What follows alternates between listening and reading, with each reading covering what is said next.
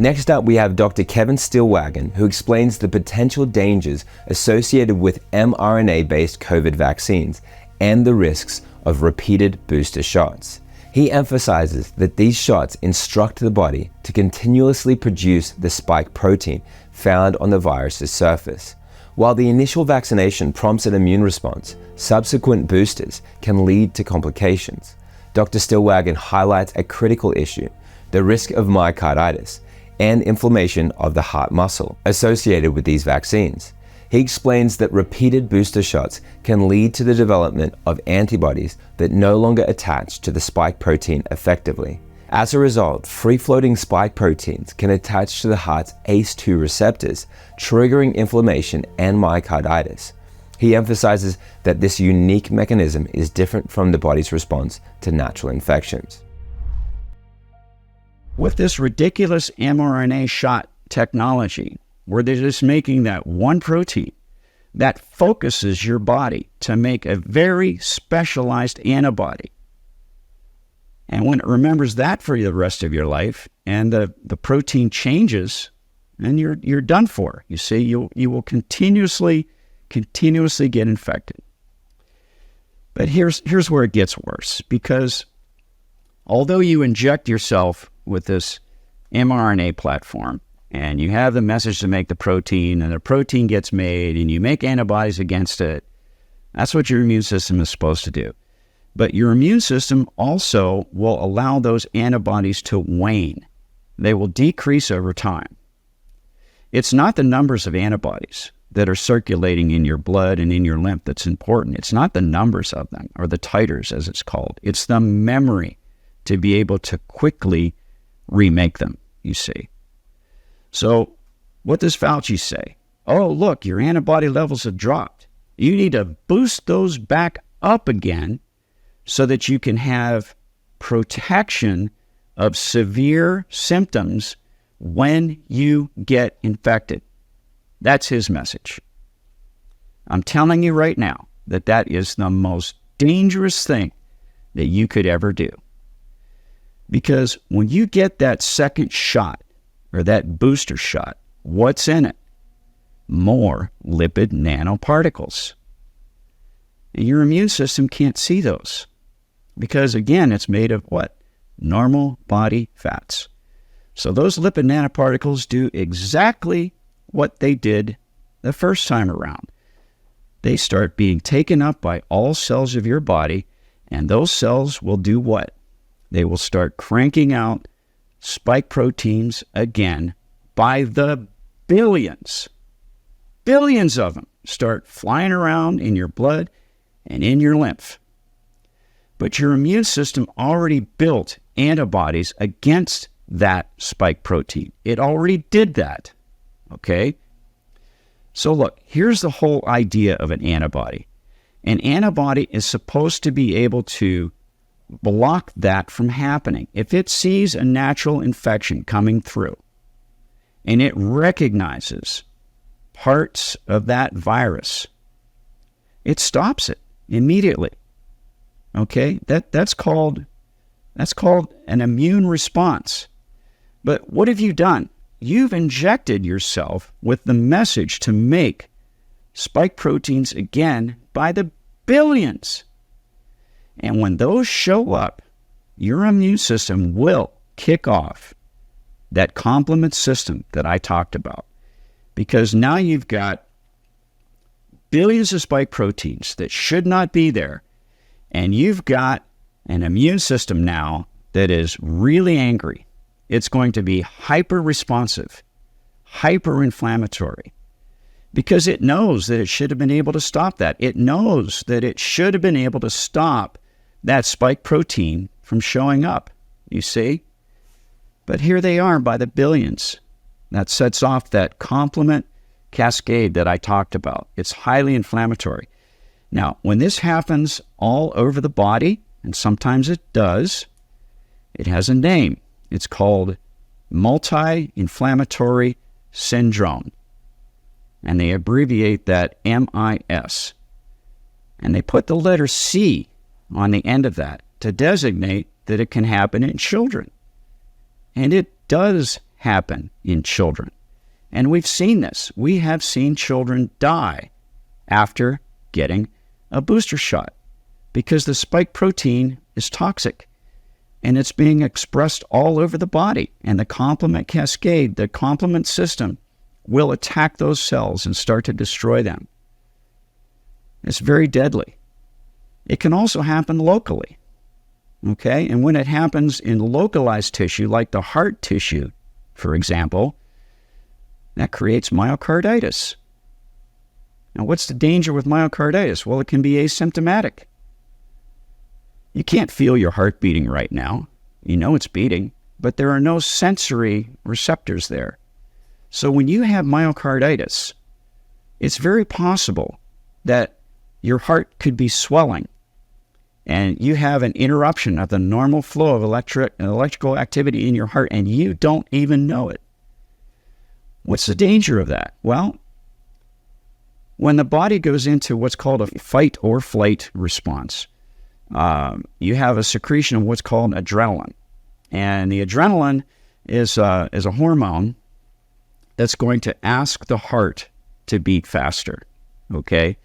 Well, when you've got myocarditis, that adrenaline signal affects what's called the pacemaker of the heart, and it's going to ask the heart to beat faster. But the problem is with myocarditis, the signaling through the heart is interrupted. So you get what are called areas of ectopic foci. It's basically self-propagating electrical signals within the heart muscle itself. This is highly dangerous because it can send the heart into what's called an atrial or a ventricular fibrillation. What's that mean? Well, it means the heart is still technically beating, but it's not beating in unison. It's not pumping the blood. The cells of the heart are just basically sitting there twitching. And until you get that heart restarted or reshocked back into normal rhythm with an AED, for example, an automatic external defibrillator, that person will die. They will die because they're not going to be able to get the blood supply and the oxygen to the brain. So that's what's so dangerous about the myocarditis. And yes, we're seeing that happen. Everybody knows about it now. Everybody, talks about it. Oh my gosh, myocarditis. But I've just given you one explanation of why that can happen.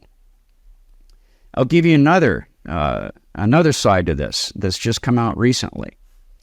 There have been tests done on the children that have shown myocarditis after getting these booster shots. And they found that in the children that have the antibodies that we talked about that will attach to the spike protein, so they've got that antigen-antibody complex floating around in their blood, the antigen, the virus, or the spike protein. In this instance, the spike protein is attached to an antibody. Those are the children that don't display the myocarditis. But the children that have just a free-floating spike protein, those are the ones that end up getting the myocarditis. Now, why are there antibodies not attaching to the spike protein? Well, it has to do with what's called IgG, which is another type of antibody, class switching. And this has also been clearly demonstrated in the laboratory by more than one researcher.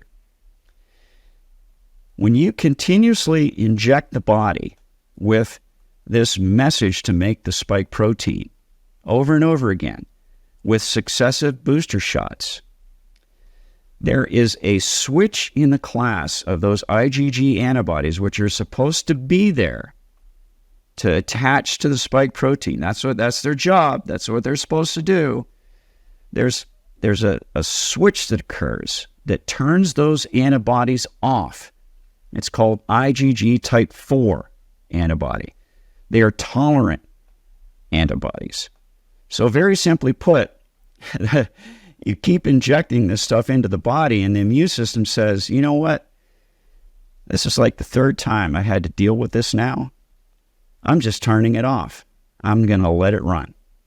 And so the danger with that is you've got these free-floating spike proteins now that are going to attach to what are called the ACE2 receptors that line the heart and are in the muscles of the heart. And when they do, that kicks off your immune system again, you see. They're going to see that as something abnormal. Those spike proteins should not be there. So we're going to attack and destroy those cells in an inflammatory way, you see. And that's what causes the swelling. So people ask me, well, can't people get myocarditis from a natural infection? Well, they most certainly can. And this has been known for years also. But I want to tell you, the way the body deals with a natural infection is different than the way it deals with these billions of spike proteins that are circulating through your bloodstream as a result of getting a shot. And here's why. That spike protein from the shot was designed in such a way for it to be what's called in an open configuration. It's an open configuration. It's not closed like it is on the natural virus. So when that spike protein in its open configuration, which again, it's been created from the shot now, when that attaches to the cells that line your heart muscle, instead of the cytotoxic T cells destroying and taking out those cells in a non-inflammatory way by using an apoptotic signal, it secretes cytokines and it's inflammatory. It causes swelling. You see, that's the problem. But when you have a natural infection, it's not like that. It's slower. It's far less aggressive, and those cytotoxic T cells and natural killer cells will take out that cell in a non-inflammatory way, you see. It's more gentle.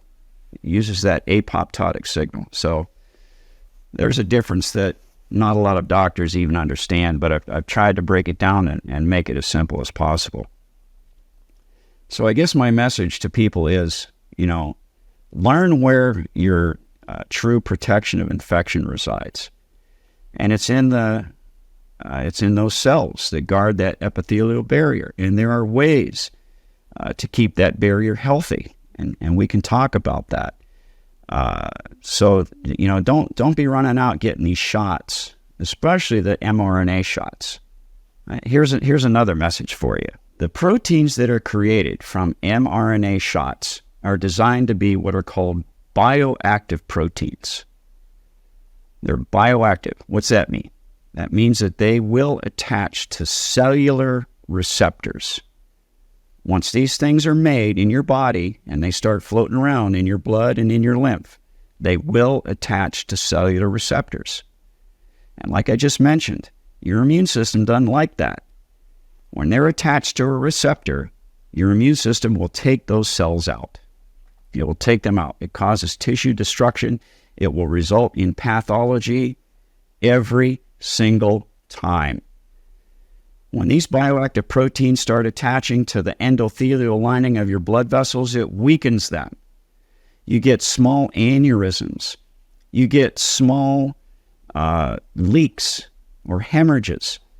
And if this happens in a bad place, like in certain parts of your brain, you get a hemorrhagic stroke, you see.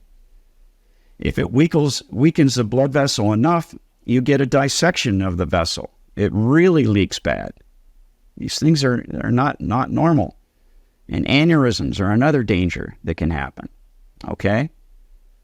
Now, you don't want this type of thing going on in your body. These are bioactive proteins. And every mRNA shot that they're going to try to come up with is going to do exactly the same thing. It's going to make a bioactive protein. This is extremely dangerous. We cannot continue down this road. And the same thing's going to happen with a flu shot. They're going to use the mRNA technology platform, again, to create a protein that's going to be bioactive, that will attach to cellular receptors. These are not inert proteins, like proteins that you eat or other proteins that get into your bloodstream because of the normal activity, the normal production of proteins that's going in your body all of the time. That's what your cells do. They're protein production factories. They're making proteins all the time, but they're willingly taken into cells by other processes called clathrin endocytosis, where the cell just willingly takes these proteins in and starts using them for necessary processes. It's not attaching to cellular receptors and kicking off your immune system. You see? People, you have to understand how this works. This is how your immune system was designed to work. So what are we doing? We're trying to outsmart nature. We're trying to outsmart God. We think we have a better way. No, we don't have a better way. The only way out of this is to let people have natural infections. So here's another message I got to get out. You don't need to be afraid of natural infections. Okay? They're all treatable. All communicable diseases are treatable, especially today. They're easily manageable. All of these childhood diseases like measles and chickenpox and mumps and rubella, they're all easily manageable, okay? Without using a shot called a vaccine to, try to build up antibodies that can't protect the infection from happening anyway. They're only going to react to it, and sometimes they react in a very, very bad way, you see. I'll give you one example, polio, okay? When parent, and believe me, it's a tough job being a parent. When you hear the word polio, you picture in your mind your kid being on crutches or in an iron lung. If you go on the CDC website and you look up the pathophysiology and the etiology of polio, you will clearly see that 70% of polio infections, and I'm talking an infection, I'm talking the polio virus got through the epithelial barrier that we talked about, and it's in you. 70% of those infections are completely asymptomatic. 24% of them are going to have symptoms of the common cold. About 4% are going to have temporary, what's called flaccid paralysis, where there's just a slight paralysis that lasts a few days, and less than 1% of them are going to result in permanent paralysis. Less than 1%. So those high percentages there, all of those children that experience that have permanent, long-lasting immunity and have absolutely no reason to get the shot. So what are we doing?